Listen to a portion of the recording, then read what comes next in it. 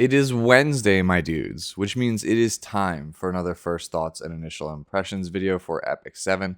This one will be talking about the much anticipated Lua, as well as Astromancer Elena, who is just shown as well alongside of Lua. As always with these videos, I'll be giving you my 2 cents. Do I think the characters are good? Where do I think they're going to be used? What kind of gear do I think they should be used on? We'll talk about artifact selection and a couple other things as well. Before we get into it, if you're new here and you like this style of video, please consider leaving me a like or a subscribe. It really does help me out here a ton. And as always, we will start off with the really cool S3 animation. First, we're going to talk about Lua. Don't worry. If you just do what I say, you can have everything your heart desires. You weak, pitiful thing. Suffer an eternity of pain. It's all going according to plan. I feel good about it. Okay, so in the English dub of Epic 7, Lua is voiced by Jennifer Sun Bell. As far as I can tell, she is an accomplished singer who is taking the plunge into voice acting. You can hear her as various different NPCs around Inazuma in the English dub of Genshin Impact. Taking a look at her actual stats, she is an Ice Ranger of the Pisces zodiac symbol. Outside of Lionheart Sirmia, most Pisces have absolutely insane stat lines, and I think when we take a look at Lua's here, you'll kind of agree with me. Her attack is 993, which is quite low for a 5-star in Epic 7, but she has 6002 health, which is very high for a Ranger. It's about average for a 5-star in general, but it's very high for the Ranger class specifically. Her speed is 120, which is very, very good. That puts her pretty much in the same ballpark speed range as Conqueror Lilius, which means that at the absolute fastest, you'll be seeing her around like 305 to 310, with most players having her somewhere around like, say, 290 or so speed. Very, very good speed score. Defense is 611, which is, again, about standard for a 5-star in Epic 7, but for the Ranger class, that's really, really good.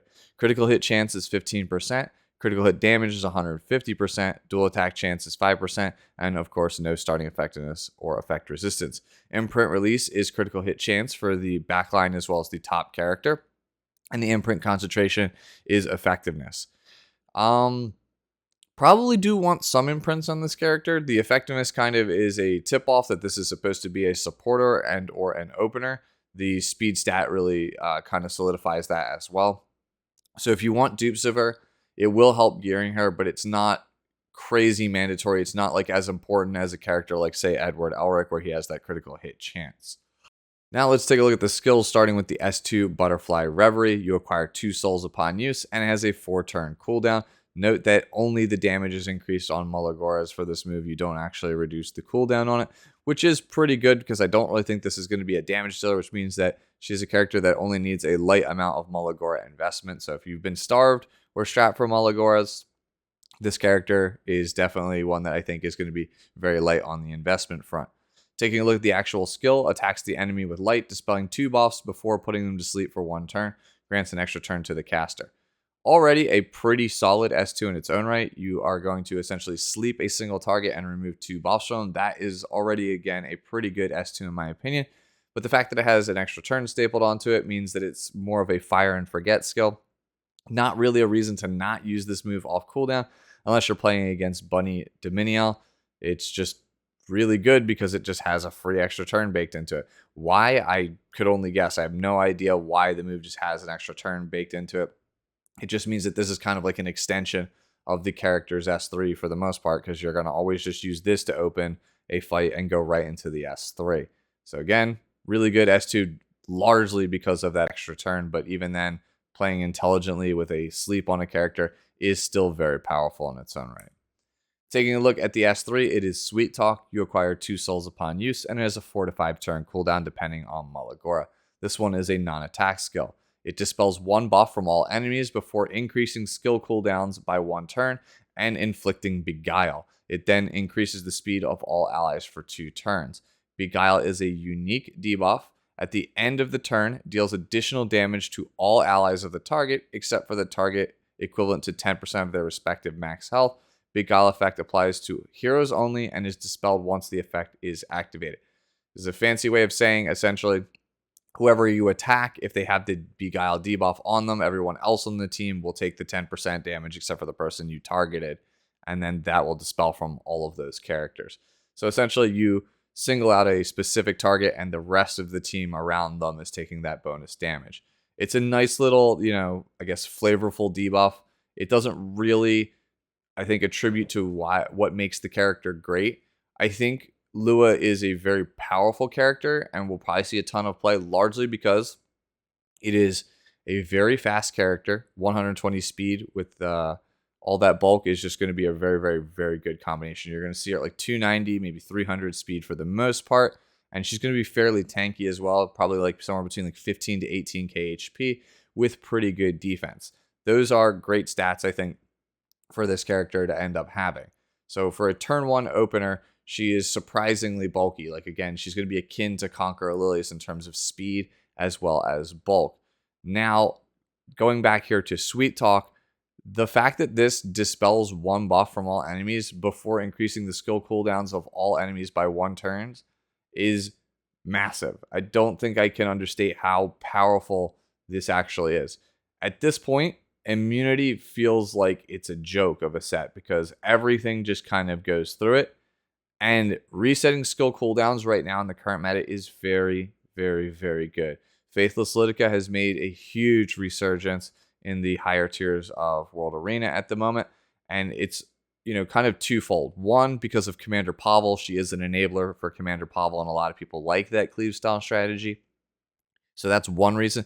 The other is that there's not really a lot that turn 2 players can do about Faithless Lidica. If you're not going to try to, speed contest the Faithless Lidica, she's just going to get a free reset on you. Like, there's not really much else, again, you can do. You need to outspeed her with like a Lilius, a Ran, or a Peyra, and basically knock her out of stealth and then hit her to actually stop her, because there's not really a whole heck of a lot else you can do about it. So Lidica, her primary role, what makes her strong right now, is she can reset characters like Hangai, she can reset characters like Designer Lilibet, and for those aggressive players, that's really good for them because those are the characters that are going to shut down their cleave or their control, things like that. You can reset an Apocalypse Robbie and then try and cleave them, and then they have no comeback mechanic. That's what makes Faithless Lidica strong. Now, that's not to say that Lua is going to straight up replace Faithless Lidica. Obviously, Faithless Lidica is a full reset, does give those skill nullifiers, still has an uncounterable AoE S2. Lua doesn't have those things, but she is very much a character that is in that same vein. She is a very fast disruptor, and because she is of the Ranger class, it means that you can play her on Guiding Light, so it's very difficult really to shut down a character like Lua, because your only real options are going to be characters like Politis or Celine, and if those are just banned out, then the only other real alternative that slower turn 2 players are going to have against this character is to just actually have a fast character that can contest. A character like Ran, a character like Peyra, a character like Conqueror Lilius. So that just inherently makes her strong in its own right. It's just a much bulkier character than Faithless Lidica that's as hard to deal with as Faithless Lidica, that can have similar repercussions as a character like Faithless Lidica if she goes unanswered. That's what, in my opinion, makes Lua very, very strong. And even if you're not a speed demon, somebody who can have these like 290, 300 speed characters, Lua is still got a fairly good set of base bulk and base speed that I think that even like a mid-speed bulky one can really take advantage of people with this Sweet Talk move. Remember, you are getting an extra turn on that S2, so being able to lock down one character, push back the cooldowns on everybody else, that's not too long of a turn cycle for you to actually have to go through to get this back up. She's just going to be a consistent, disruptor throughout the match. So again, even if you're not somebody who's like really, really fast, even if you had like a 250 or 260 speed one, that is still somebody that is going to be faster than Hangai or Dilibet, can reset those characters to buy you the time to get set up and pull ahead in an entire match. So I really do think that this is a strong move, again, especially because you're going to get that S2 extension off of it. This, again, coupled with the high defense and high speed, to me paints a picture of a very, very strong character, somebody that will see some level of PvP play. Finally, let's take a look at her S1, which is Folding Fan. It is a basic attack with a 40 to 50% chance to decrease the defense of the target for 2 turns. Honestly, perfect S1 for a support character that's not meant to be a damage dealer. The defense break is a debuff that is always very, very coveted and highly valued for the most part because it gives you a huge amount of damage on your team. And it is a 2-turn defense break at that, as opposed to like a 1-turn defense break from a character like Alencia, who is a damage dealer. So again, it is pretty much the perfect debuff I could ask for on a character like this, and it is the perfect duration for a non-damage dealing character as well. So again, total package, I think Lua is a very, very strong character for PvP for pretty much any style of play, whether that's, again, as a mid-speed player or as a very fast control/cleave player. I do think that Lua is going to end up being one of those characters that's worth picking up because of her natural high base speed and disruption, speed set with a hit set, or speed set with whatever set of you're choosing, whether that's like health or defense for more bulk. That's probably going to end up being the option for pretty much 99% of people playing her. I don't really think you'd want to play her on anything other than speed set because you really want to get that kind of disruption going with her with the S2 and the S3. Moving on, let's take a look at her artifact, which is Spatio-Temporal Fan. It increases the effectiveness of the user by 20%, and depending on the level of artifact that you have this effect of, after using a non-attack skill, has a 50 to 100% chance to grant stealth to the ally except for the caster with the highest attack for 2 turns. Can only be activated once every 4 turns. I think it's a really cool artifact, but I don't really see the appeal personally. I know a couple of my friends have been saying things like, oh, I think it's really strong. You can stealth a character like Hua Yang. That's really, really powerful. How are they going to deal with it? But I would rather just play Guiding Light. I've said it as a joke in a couple of streams over the past couple of days. If you've seen me in those streams on Twitch and things like that, I've said, is it a ranger? Then it's on Guiding Light. I'd rather just play Guiding Light. I know that sounds really boring, but Guiding Light protects your ranger so that if they go, second, they don't actually take the very first turn. They have some degree of protection unless your opponent has an AoE or some kind of move to actually knock you out of stealth. It provides longevity for the rangers. Rangers generally are not that tanky. Yes, Lua is a very tanky ranger, but she's still like average, tankiness when compared to the rest of the cast. And a character like this with so much disruption and control, I think I would want this character to be around as long as possible. So for me, Guiding Light makes the most sense as an artifact. That said, I recognize it's still limited, so this is probably a decent option for players that don't have Guiding Light. But I think another one like Unseen Observer, which is Flan's artifact, could also be pretty good. And Glowwings 21, which is Laika's artifact, also seems pretty good on this character as well. If you can't get stealth, why not just get a barrier for your entire team?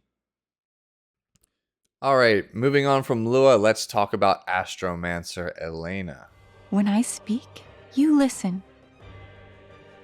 When I move, you follow. Thus, you will prove your faithfulness. Unenlightened fools. Divine judgment. Only through the will of the stars do we find salvation. I gotta say though, that S3 animation, that move is just straight up Astro Crush from Mega Man.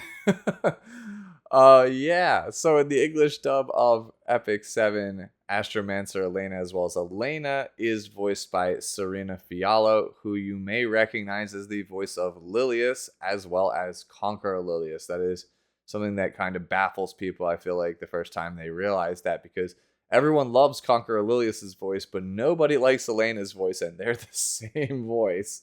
Aside from voice acting, you can see her in various different television sitcoms and dramas as various different supporting characters. Taking a look at her actual stat line, she is a light ranger of the Libra zodiac symbol, which should look somewhat familiar to some of you because this is Operator Sigret's stat line. And if you've watched How to Play Operator Sigret, you already know that that comes with its own set of problems. Taking a look here at the actual stats, we have 1,079 attack, which is very low for a 5-star ranger, 5,502 health, which is going to be low for a 5-star in Epic 7, 115 speed, which is decent, 564 defense, which is respectable for a ranger, but still low when compared to other 5-star characters in this game, 27% critical hit chance, 160% critical hit damage, 5% dual attack chance, and no effectiveness or effect resistance. Imprint release is going to be a attack percentage imprint for the backline as well as the top character, and the imprint concentration is going to be attack percentage. So you don't really need a whole heck of a lot of imprints on this character. It's not going to be super important, but it will obviously help you out with the damage that this character is going to do. She's going to be a damage dealer based entirely on the fact that it's the imprint, the higher than average critical hit chance, and the higher than average critical hit damage. That's what the takeaway should be from the stats. Again, fairly good speed. The thing that's really going to hold you back is the bulk stats and the attack. She's not going to be somebody who hits sky high damage unless her multipliers really are that good, and we don't know them as of the recording of this video. So those multipliers need to be really good on this character.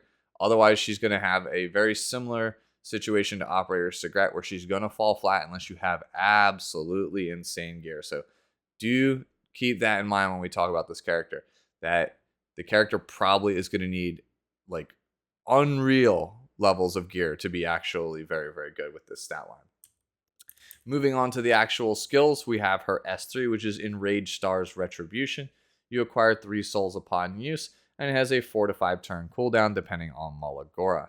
It is an AoE attack that decreases buff durations by 1 turn before restricting all enemies and making them unable to counterattack for 2 turns. When using this skill, increases hit chance by 35%. This skill cannot trigger a counter attack. The unique debuff here is unable to be counter-attacked, which makes the target unable to counterattack. It only applies to heroes. And then the soul burn effect here is at the cost of 20 souls to ignore effect resistance. So yeah, I can only imagine that this move and its soul burn are the reason that Astromancer Elena, Astromancer, Mancer meaning mage, so basically Space Mage Elena is not a mage, is because they don't want her to hold Tehel's Ancient Book.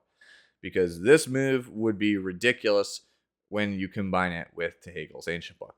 So there's a lot to unpack in this move, but the takeaway, at least for me, is that I honestly hate this move with like every fiber of my being.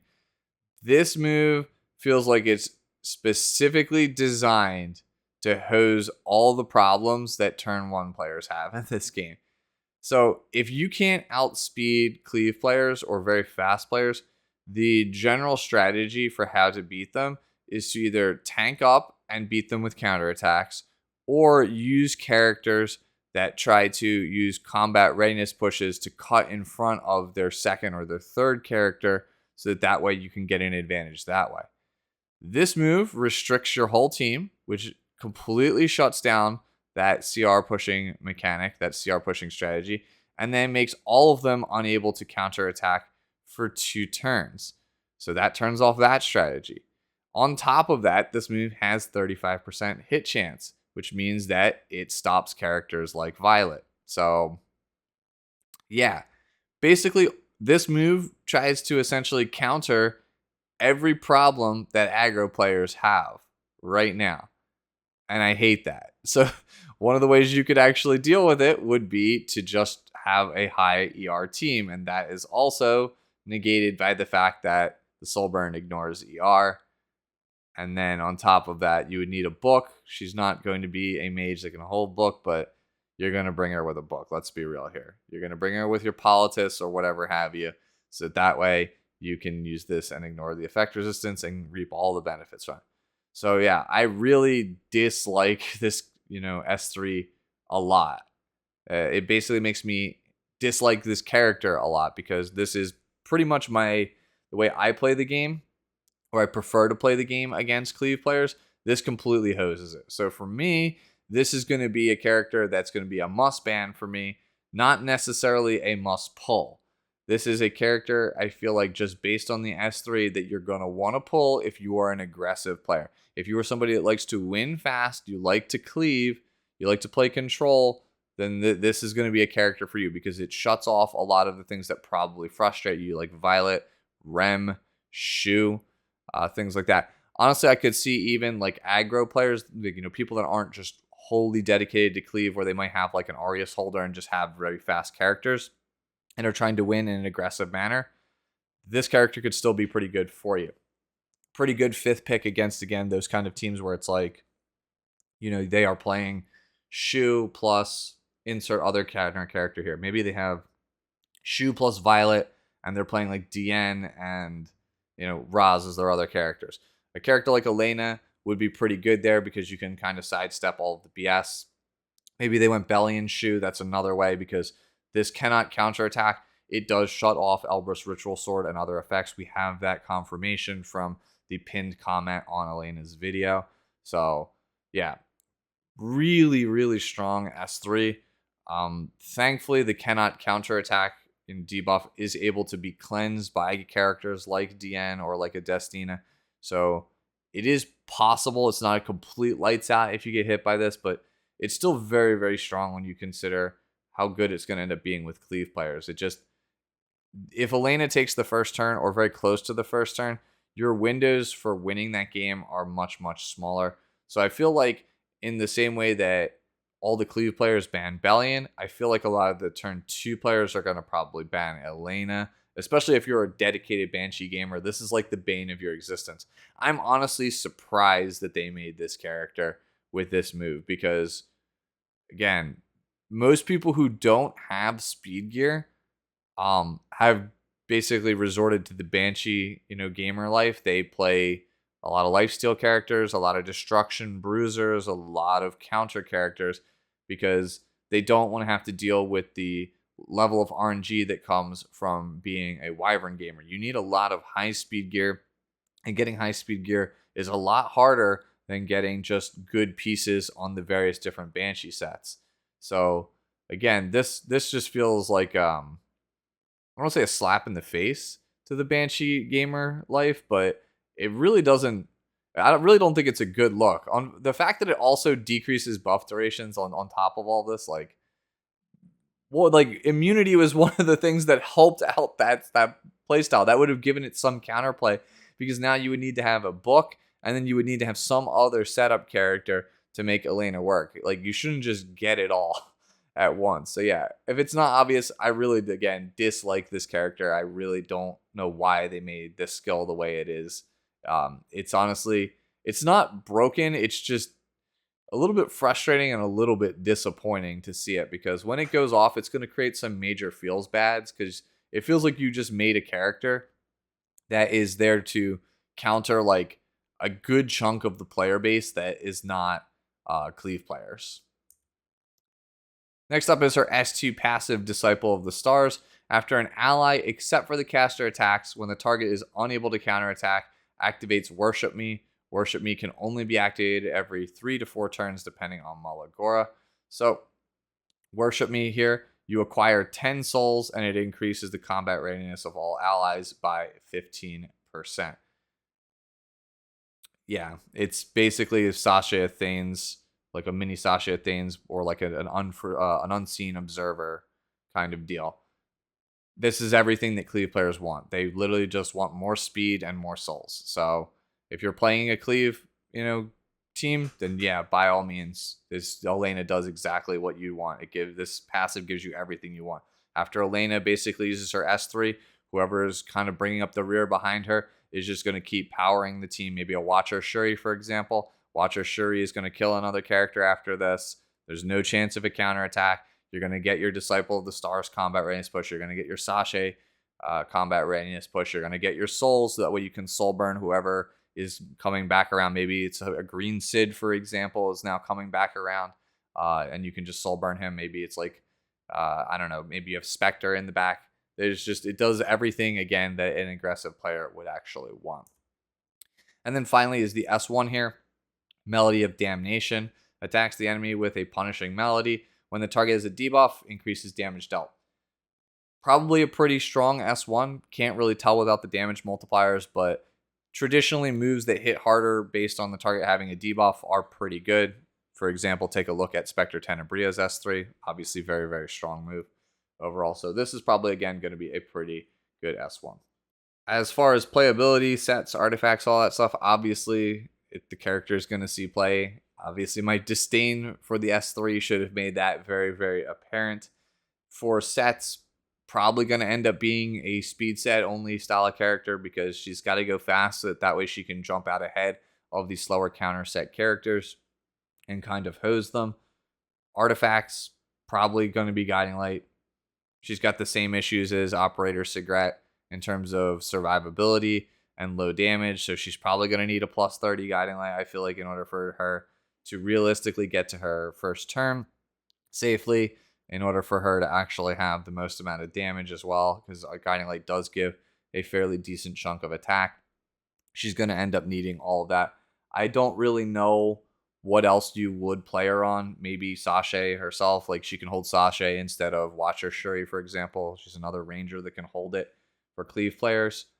But yeah, that's pretty much all I can think of for artifact choice. I think Guiding Light is going to be the one that most people are going to play.